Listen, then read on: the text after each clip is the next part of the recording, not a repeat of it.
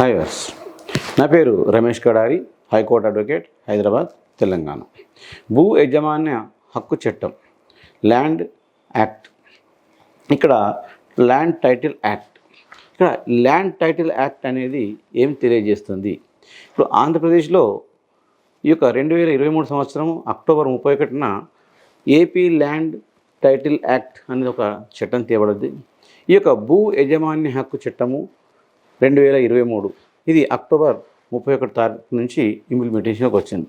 ఈ యొక్క హక్కు చట్టం అనేది దీనివల్ల లాభాలు ఏమిటి, నష్టాలు ఏమిటి, దీనివల్ల పబ్లిక్ లాభాలు ఉన్నాయా, ప్రభుత్వానికి లాభాలు ఉన్నాయా, ఎవరికి లాభాలు ఉన్నాయా అనేది మనం తెలుసుకుందాం.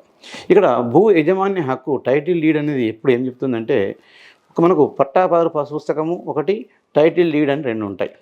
అంటే ఈ టైటిల్ డీడ్ అనేది మన యొక్క హక్కుదారుడు అని తెలియడం కోసం ఉండేదాన్ని హక్కు పత్రము అంటే హక్కు పుస్తకము లేదా టైటిల్ డీడ్ అని అంటున్నాం అన్నమాట.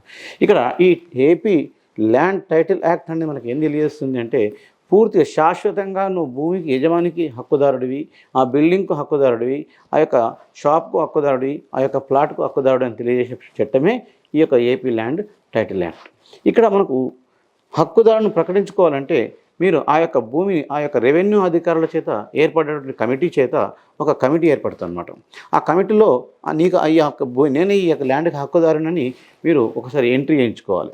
ఒకవేళ 2 సంవత్సరాల లోపు మీరు ఆ ఎంట్రీ చేసుకోకుండా ఉన్నట్లయితే ఆ భూమి మీకు తెలియకుండా కూడా మీది మారిపోయే అవకాశం ఉంటుంది. అంటే మీరు 2 సంవత్సరాల లోపల రెవెన్యూ అధికారులను కలిసి ఆ భూమి యొక్క హక్కుదారిని నేను అని మీరు ఒకసారి ఎంట్రీ చేసుకున్నట్లయితే మీకు శాశ్వతంగా ఎప్పుడు కూడా దాంట్లోకి ఎవరు ఎంట్రీ కాకుండా ఎలాంటి కేసులు లేకుండా ఆ భూమి కానీ ఆ యొక్క బిల్డింగ్ కానీ అది మీదే అయి ఉంటుంది.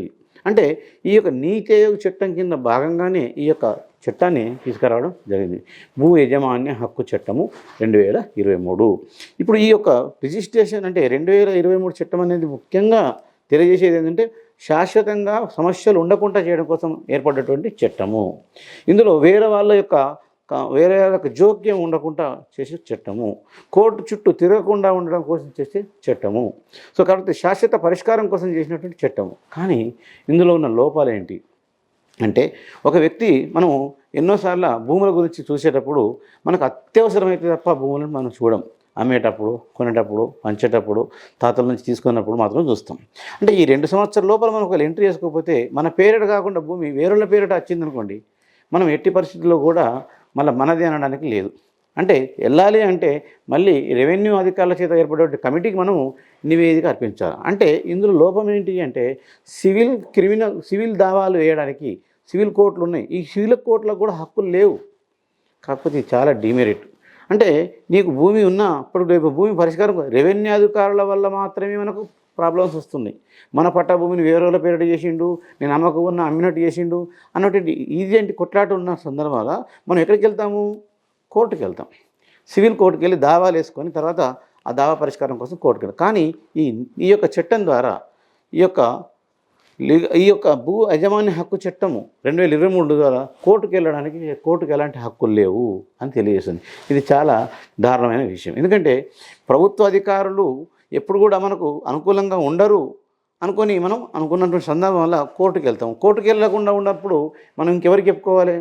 సో ఎప్పుడైతే పరిపాలకులు ఎవరైతే ఉన్నారో వాళ్ళు ఇందులో ఇన్వాల్వ్మెంట్ అయ్యే అవకాశం ఎక్కువ ఉంటుంది. ఎందుకంటే 2 సంవత్సరాలు మనం అమెరికా వెళ్ళాం, మన కొడుకు అమెరికా వెళ్ళిండు, అతను రాలేడు, అతను చూసుకోలేదు, ఆలోపు వచ్చేటప్పుడు వేరే కబ్జా చేసుకుని అనుకో మళ్ళీ ఇంకెప్పుడు మార్చడానికి వీల్లేదు.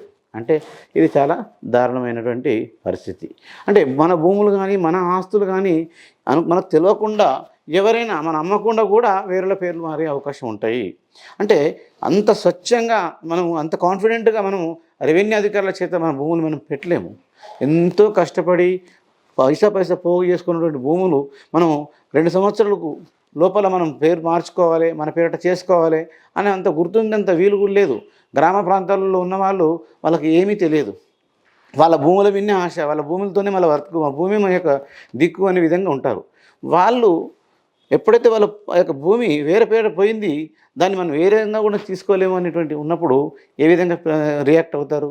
ఎప్పటికీ ఎన్నో ఆత్మహత్యలు, కొట్లాటలు, గొడవలు జరుగుతున్నాయి. ఇది రాదు అని తెలిస్తే వాళ్ళ పరిస్థితి ఏం కావాలి?